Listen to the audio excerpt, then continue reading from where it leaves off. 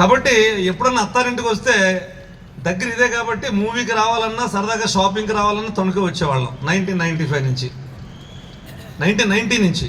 తర్వాత 95 నేను మీకు తెలిసిందే ఎక్కడ వర్క్ చేశానో అక్కడ అకాడమిక్ డైరెక్టర్గా ఉంటూ ఇంక అదే సంస్థలో ఉంటూ అలాగా నేను కొట్టుకుంటూ ఏదైనా చిన్న చిత్తగా పని ఉంటే నెలకు ఒకసారి ఇక్కడికి రావడం జరిగేది.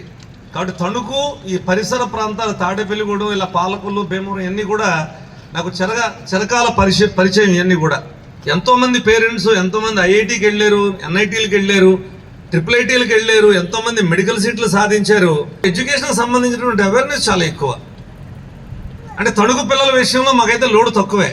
తల్లిదండ్రులు బాగా పట్టించుకుంటారు, మెచ్చుకోవాలి. ఇక్కడ మరి ఆంధ్ర షుగర్స్ ఉండడమో లేకపోతే ఇంకా అదర్ ఇండస్ట్రీస్ ఉండడమో తెలియదు, కానీ ఎడ్యుకేషన్కి వాల్యూ ఇచ్చేటువంటి పేరెంట్స్ అయితే మాత్రం ఈ తణుకు సరౌండింగ్స్లో కంపేర్డ్గా గూడెంతో పోలిస్తే తాడేపల్లిగూడెంతో పోలిస్తే తణుకులు అయితే మాత్రం చాలా ఎక్కువ. పిల్లలు డిసిప్లిన్గా ఉంటారు. ప్రైమరీ లెవెల్ నుంచి కూడా తల్లిదండ్రులు పట్టించుకుని వాళ్ళ చేత బాగా చదివిస్తారు కూడా. అయితే ఇక్కడ ఈ బ్రాంచ్ విద్యార్థులు 10,500 మంది, దేశకాల విద్యార్థులు 152 బస్సులు. అక్కడ మాకు డెన్సిటీ ఎక్కువైపోయింది. అదే ప్రాంతంలో డెన్సిటీ ఎక్కువైపోయి ట్రాఫిక్ ఇష్యూస్ ఇవన్నీ వచ్చేస్తూ ఉంటే అలా కాదని చెప్పి మనం భీమవరంలోనూ అలాగే విశాఖపట్నంలో కూడా బ్రాంచెస్ స్టార్ట్ చేయడం జరిగింది 2018లో. 2011లో రాజమండ్రిలో స్టార్ట్ చేసాము.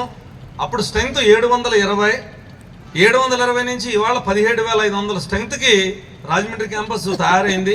వైజాగ్లో 8,000 మంది, భీమవరంలో 7,000 మంది ఉన్నారు.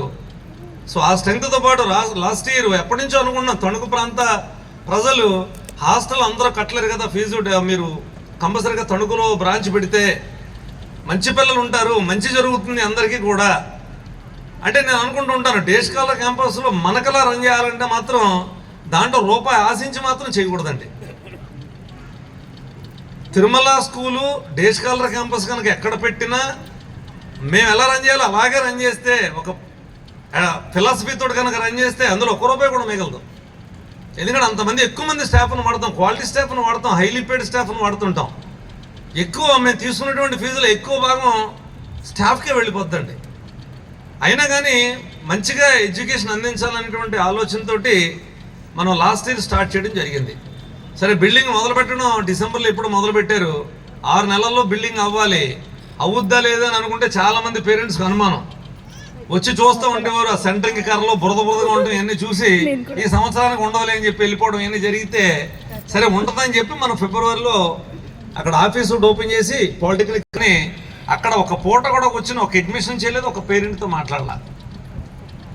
నేదో ఏ భీమవరం వెళ్తూ వస్తూ ఒక 5 నిమిషాలు ఆగి వెళ్ళిపోవడం తప్ప ఏనాడు లేవు. ఆ Vijayalakshmi madam school principal, Durgaprasad college principal వాళ్ళిద్దరే కూర్చుని అడ్మిషన్లు చేశారు. మీరు నమ్మరు 3,213 మంది ఆఫీస్కి విజిట్ చేశారు. అక్కడ పాలిటెక్నిక్ కాలేజ్ పక్కన ఒక హాల్ ఒకటి తీసుకుని పెడితే అంటే అడ్మిషన్ కావాలి అని చెప్పి వచ్చినటువంటి వాళ్ళు 3,213 మంది.